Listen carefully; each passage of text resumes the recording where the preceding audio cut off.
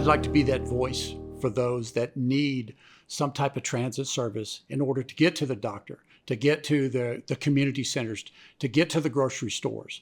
They need this function because they may not be able to use or they may not have their own transportation for whatever reason that may be. I will be that voice for those, talking to Capital Metro and the other transit authorities and looking at ways to increase and better serve these customers or these actual residents. I feel we have a severe issue with the way our sidewalks are set up currently now. Many are unsafe due to disrepair. We have many sidewalks that really need to be there that are not, and people have to walk in the roads. One of the other services we might look at is actually an on-demand service to help those that need to get to the doctor or get to the grocery store and be able to take care of those needs that access cannot provide. As a longtime grassroots organizer in Austin, I've lived and worked in lots of neighborhoods across the city.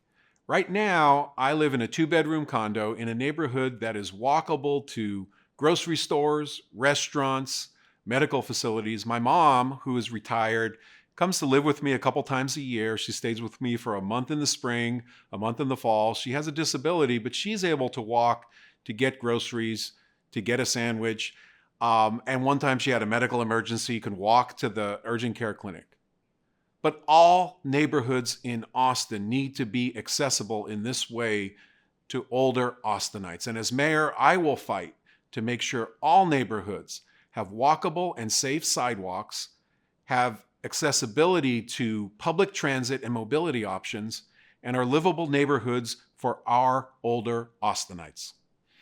I have a track record of working shoulder to shoulder with communities across Austin, including those over 65, to improve pedestrian infrastructure and mobility options in neighborhoods to ensure access to the things that people need for a healthy and active life. I think we can do much more by listening to community and looking at community planning to identify what services are needed in each area. I also think we can use many of our tax investments in transit to expand options that cater to people outside of the central city and to people of all ages and abilities. This includes things like on-demand transit, which could give us a public option competing with private rideshare companies and provide affordable, accessible transit options that connect people to the services they need. We also need to prevent the displacement of low-income seniors from neighborhoods where they already have the village and the businesses and the services that they need to live a good quality of life. As a council member and mayor pro tem, I supported historic investments in sidewalks, in making our streets safer, in public transportation. And as your mayor, I'm going to continue to support those kinds of investments so that no matter where you live, you have access to safe sidewalks, that you have access to affordable and accessible public transportation that takes you where you want to go.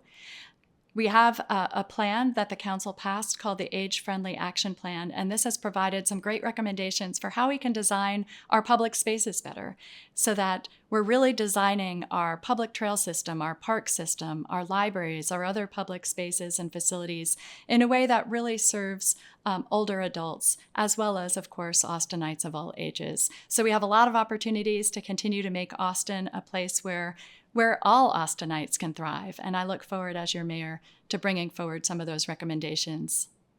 The first key thing is we need to make sure that places are walkable, and many people need the help of a scooter or a wheelchair, something of that nature. So we need to make sure that our sidewalks and our crosswalks are in place in such a way where they're accessible as well. In addition to that, one of the things that we've done during my administration is working with AARP, and AARP was supportive of this, is making sure that in our transit-oriented developments, we're building those in a way that make things more accessible for our aging seniors. For example, they won't need a car to be able to go and get essential services. Or in addition to that, there will be built in not just the housing, but retail and groceries and other services that will be accessible very near where people live. We don't have that the way we need it in Austin right now, and that's one of the things that we've been changing over the past 2 years, and we need to keep a focus.